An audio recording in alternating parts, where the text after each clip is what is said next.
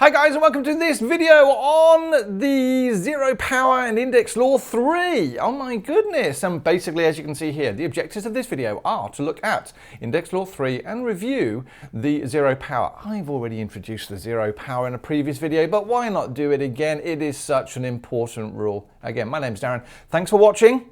Please do me a favor and subscribe. Click the little doohickey. Why? It just lets me know you're watching. Nothing more, nothing less. Not going to spam you, promise. And if you can, tell your mates about this channel if you find it useful. All right? I just want to help people get good at maths. That was terrible English. Thankfully, I'm not an English teacher. All right, so just to recap what we did in previous videos, because that's important, yeah? If you haven't realized, there are other videos that you can watch on mathsguru.com or possibly on YouTube if I have made them public. Yes, I know. So what are we doing? We looked at previously, we've had index law 1 and index law 2 that basically says when you multiply indices, you add the powers, and when you divide indices, you take the powers away. I've looked at index law where the zero power law, which basically says anything to the power of 0 is.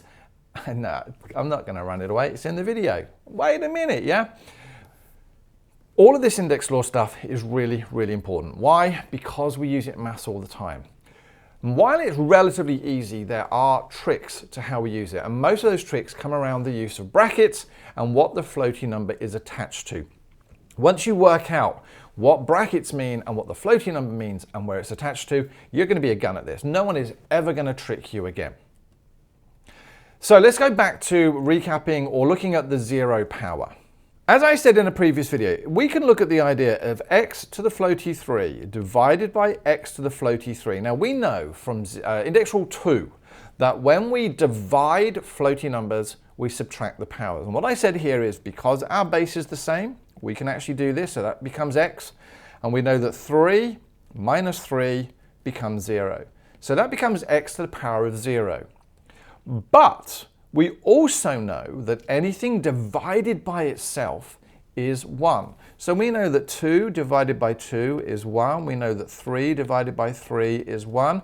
And we should also know that x divided by x to the power of 3 divided by x to the power of 3 should also equal 1. So that means that x to the floaty 3 divided by x to the floaty 3 is also 1. And because they basically are the answer or the same answer to the same question, or an answer to the same question, they must also be equal. So therefore, x to the floaty 0 is equal to 1. And the more I do of these, the more I can prove that anything to the floaty 0 is equal to 1. Right? So long as that floaty 0 belongs to something. Now that doesn't make a lot of sense. Try that one again. That floaty 0 has to belong to a letter or a bracket, and all of that, either letter or the bracket, becomes equal to 1. And you're going to go, I don't think you did much better there. I promise you. Next slide to make more sense. Let's just do one more. Let's do 7 to the floaty 3 divided by 7 to the floaty 3. And you're going to go, hold on a minute, there's not a letter there. No, we can do this with numbers as well. So are the bases the same? Yes, they are. So that becomes 7. We're dividing, so we take away the powers, and that gives me floaty 0. Okay, 7 to the floaty 0. But these are the same. And when we divide something by itself, or divide two things that are the same, that also becomes equal to 1. So we now know 7 to the power of 0 is equal to 1. And in fact, it doesn't matter. I can keep doing this with hundreds of different examples, and anything to the power of 0 is going to be 1. Now, how is this important? Now, this is where the tricks come in. So remember, as I said a moment ago, it is critically important to know who the 0 belongs to. And in this example here, or these 4 examples here, can you see the zeros belong to very different things? And the brackets help you decide that. So, looking at this first example here, we have x, y to the 0. And it is important that in that situation, the 0 only belongs to the y. So it is this bit here that is basically 1. Not the x stays it is. So that's the same as x times 1, or just x. Here though, what do we notice? We have brackets x, y to the floaty 0. Now those brackets basically say treat that as one thing. Now although we've got an x, y inside of it, It's basically just saying treat it as one thing. And in that situation, because the 0 belongs to all of those, then basically that whole thing there becomes 1. See the trick? Next one, 2 times 7 to the floaty 0. Now we put the times in there because otherwise that would look like 27 to the floaty 0 and that look a bit silly. Yeah, so there the times helps us make the question more readable. So 2 times 7 to the floaty 0, who does the 0 belong to? The 7. Exactly, so that there becomes 1, and in which case that becomes 2 times 1, which is simply 2. And it doesn't matter here that we got minus 3 to the 0. Again, that 0, the whole thing that has the brackets, means that all of that becomes equal to 1. And again, if you've seen that, if you can understand that, remember that rule, nothing is going to trick you. Now, having got that, we're going to skip that for the moment. We're going to move on to rule number 3, which I absolutely love. All right, now again, if you noticed from my previous videos, I give you the formal definition first. A to the floaty n. Now, what you can't see because of the typesetting is that's a to the floaty n all to the floaty m. Oh my goodness, we have floaties? That doesn't sound right either, does it? My daughter's got floaties. That's very exciting. She's actually swimming now. Irrelevant part of the video, moving on. So we can have floats of floats. We can have numbers of what float to float. It's weird. Now, the formal definition then says that you have a to the n m. What on earth does that mean when you have nm? Well, between them is a times. Maybe we've got an idea here. So let's actually look at the long way of proving the rule before you know it. So we got here x squared all cubed. Now, what does that floaty 3 here tell you to do? Write everything inside the bracket 3 times with a times in between it. So that becomes x squared times x squared times x squared. Oh, hold on a moment, we're back to index rule 1, aren't we? So when we have all the bases the same, what do? We add the powers. Now we can either do it in pairs, which that would be x to the floaty 4 times x squared, and then we do a pair again, which gives me x to the floaty 6. Or we could have done it all in one go by saying we've got x and an x and an x all times together, so that stays as my x. And we've got a 2 plus a 2 plus a 2, which gives me floaty 6. Oh, what do I notice? Well, that's a floaty 6, and that's 2 times 3. 2 times 3 is 6. Ka-ching. And the same is true for as many examples as I can possibly do it. Let's just do another one. If we had a to the floaty 4 to the floaty 3, so that would be the same as a to the 4 times a to the 4 times a to the 4. Are they all the same? Yep. Are the bases all the same? Yes. Are they all multiplied? Yes. So that means that base must be a. And what do? I add the powers. 4, 8, 12. But we know that 4 times 3 is 12. And so the rule basically states, or the shortcut is when you have a power of a power, multiply them together. So let's look at this example here, and I'm writing it out larger, more for me than you, because I'm sure your eyesight is amazing. X cubed to the power of 5. So what we need to do is do this section by section. So I'm going to simplify this bit first, because I have to, because I've got a power of a power. I can't do anything with it. I have to do that first, like BidMaths, where you have to do things in order. So I've got a power of a power, and what do I notice? I've got 2 times 3, so that becomes x to the floaty 6. Copy down the x in the middle, because I haven't used that for the moment, because I've got another power of a power here. So that's going to give me x. 3 times 5 is 15.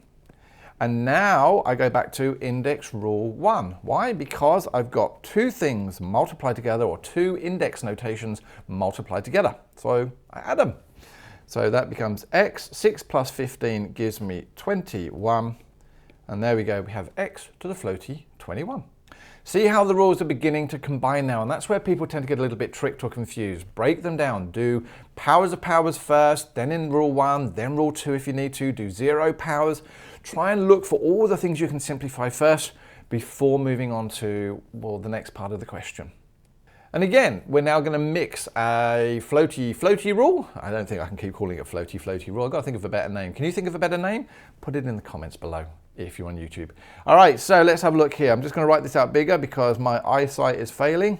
What's really happening is the studio lights are actually reflecting off the iPad screen I'm using, and I can't read it. It's very, I'm old. So what do we notice here? Well, I've got a power of a power. I have to do that rule first. So power of a power, 3 times 4 is 12. So that becomes m to the floaty 12 divided by m to the floaty 7. Divide. Well, how do I do a divide? Oh. Again, I can think of it as, well, I've got 7 m's on the bottom that are going to cancel with 7 on the top there. 7, 8, 9, 10, 11, 12. It's going to leave me 5 left. And so my answer to that would be m to the floaty 5 divided by 1. But we don't divide by 1.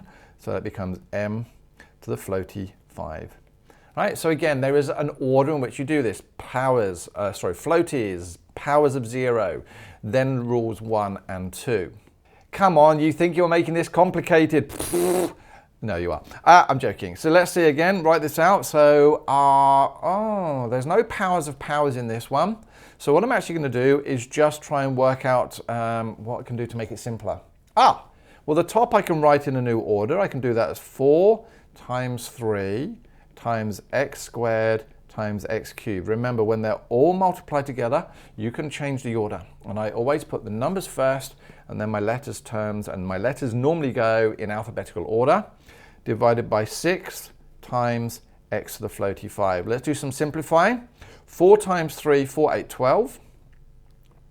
Times, index rule 1 here, so there's index rule 1. I've got x squared times x to 3 becomes x to the floaty 5, divided by 6 times x to the floaty 5.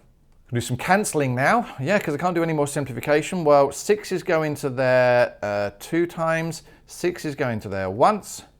I've got 5 x's on the top, which cancel with 5 x's on the top. Well, they just become 1s now. See what the trick to this question was. And so my answer became 2 times 1, which was 2, divided by 1 times 1, which is 1, or in which case it just becomes 2. Isn't that frustrating? That really disgusting looking question there came down to 2. But again, the trick to this is breaking it down and doing it section by section. And although this says harder examples, I'm putting these here simply to try and make life a bit easier, or just to show you even the harder examples, if you try and break them down section by section, they're not actually harder. So let's see, what can we do there? Well, I've got powers of powers. So the first thing I'm going to do is my powers of powers. The 4 stays there. I know there's a times in there because there's a bracket.